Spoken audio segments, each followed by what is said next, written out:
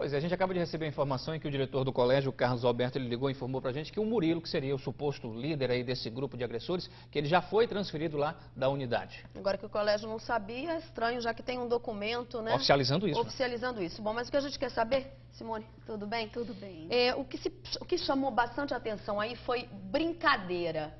Né? Pelo relato desse menino, pode ser considerado uma brincadeira o que era feito com ele? De forma alguma. E é necessário que a escola e a família estejam atentas a esse tipo de brincadeira, porque ela não pode ser considerada como uma brincadeira. Brincadeira tem que ser algo saudável e isso não traz nenhum tipo de benefício para o adolescente. A repetição dessa intimidação já se considera uma agressão e que, na verdade, hoje ela tem nome, é bullying.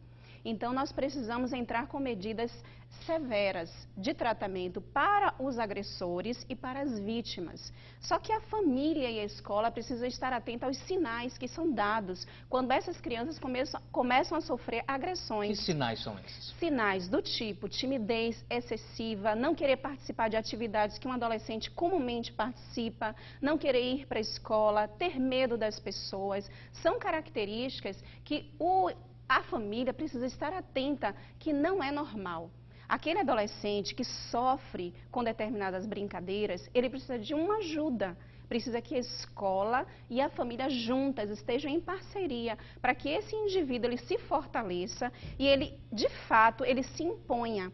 Porém, até chegar a esse momento, leva um tempo. E muitas vezes os agressores, eles se fortalecem quando eles percebem que adolescentes se intimidam, que levam objetos ou dinheiro para sustentar a agressão desses meninos. Então é necessário que a família esteja sempre em diálogo com o filho para que perceba rapidamente, não permita que isso aconteça com um tempo tão grande que foi 2 meses. E como é que o professor pode ficar de olho na sala de aula, ali na hora do recreio? Porque a gente sabe que na hora do recreio isso costuma acontecer. Exatamente. Principalmente com crianças tímidas, né? Que são vítimas assim potencial. Crianças que ficam isoladas, que não brincam umas com as outras, ou mesmo que o tempo todo estão submissas a grupos. Os professores precisam estar atentos e acionar a escola e automaticamente a família. Acionar a escola de que maneira? A coordenação, precisa entrar em contato com essa família e juntos tentar resolver essa situação. Porque os agressores, eles não vão parar.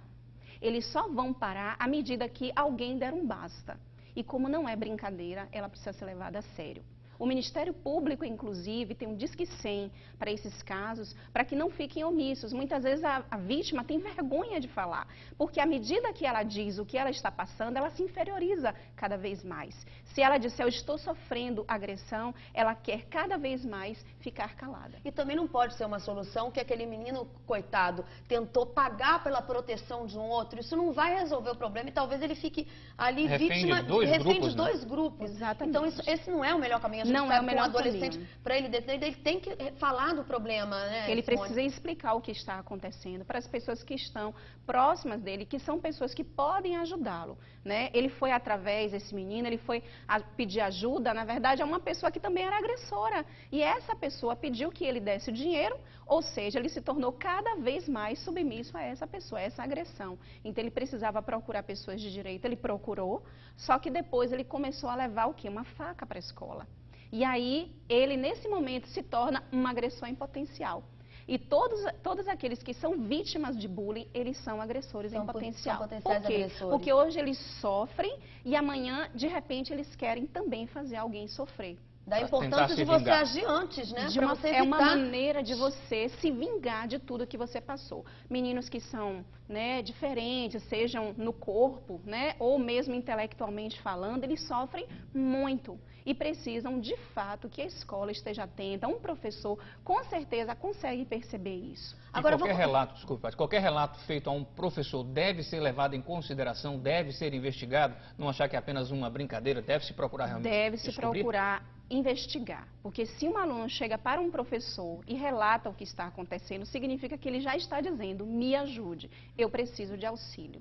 Agora, no caso, por exemplo, que às vezes os pais não sabem que seus filhos são agressores, né? A que sinais os pais devem ficar atentos daqueles possíveis valentões para que tentem cortar logo esse mal? Então, Patrícia, a situação hoje é a seguinte, os pais estão em muitas vezes ausentes, né, na educação dos seus filhos e muitas vezes toleram que eles façam tudo. A permissividade é grande. Então você percebe que quando você diz não, ele não aceita. À medida que ele não aceita, ele é intolerante. Se ele é intolerante com o pai e com a mãe, imaginem com os seus colegas. Colégio. Então né? já é um sinal. Já é um sinal. A família precisa trabalhar com essa intolerância. Hoje, a família precisa lembrar disso. E é aquela coisa, a família acompanhar realmente a educação do seu filho. Simone, muito obrigada pelos seus esclarecimentos. Está aí o alerta. Vamos ficar todo mundo atento, porque a situação pode realmente ficar muito grave. Muito obrigada pela sua participação aqui no Bahia Meio Dia. Obrigado, boa tarde. Boa tarde.